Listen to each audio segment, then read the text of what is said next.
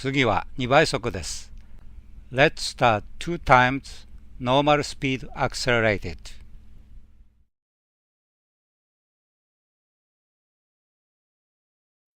Alice's Adventures in Wonderland. Lewis Carroll. Chapter 1. Down the Rabbit Hole. Alice was beginning to get very tired of sitting by her sister on the bank, and of having nothing to do. Once or twice she had peeped into the book her sister was reading, but it had no pictures or conversations in it. And what is the use of a book, thought Alice, without pictures or conversation? So she was considering in her own mind, as well as she could, for the hot day made her feel very sleepy and stupid, whether the pleasure of making the daisy chain would be worth the trouble of getting up and picking the daisies, when suddenly a white rabbit with pink eyes ran close by her.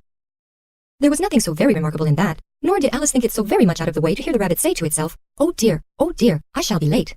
When she thought it over afterwards, it occurred to her that she ought to have wondered at this, but at the time it all seemed quite natural.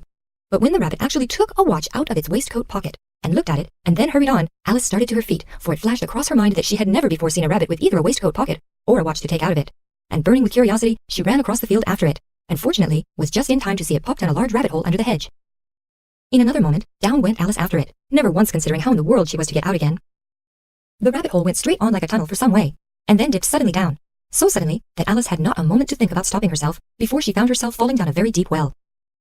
Either the well was very deep, or she fell very slowly, for she had plenty of time as she went down to look about her and to wonder what was going to happen next. First, she tried to look down and make out what she was coming to, but it was too dark to see anything.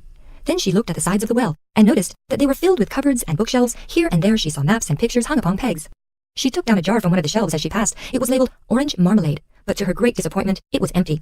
She did not like to drop the jar for fear of killing somebody, so she managed to put it into one of the cupboards as she fell past it. Well, thought Alice to herself, after such a fall as this, I shall think nothing of tumbling downstairs. How brave they'll all think me at home. Why, I wouldn't say anything about it, even if I fell off the top of the house, which was very likely true. Down, down, down. Would the fall never come to an end? I wonder how many miles I've fallen by this time, she said aloud. I must be getting somewhere near the center of the earth.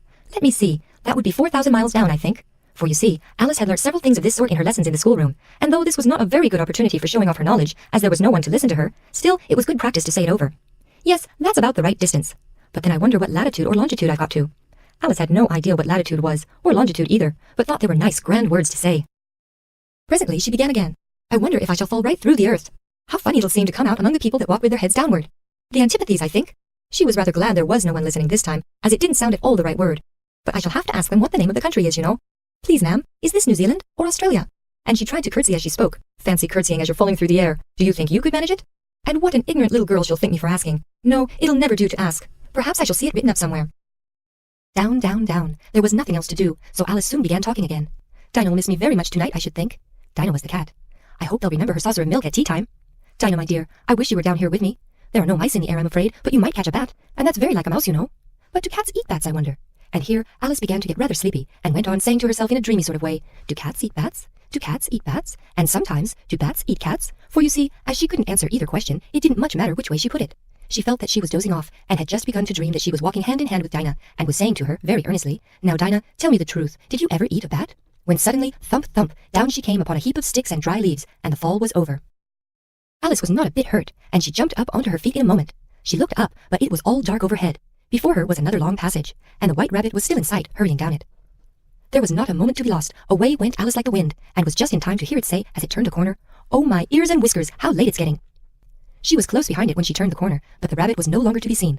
She found herself in a long, low hall, which was lit up by a row of lamps hanging from the roof.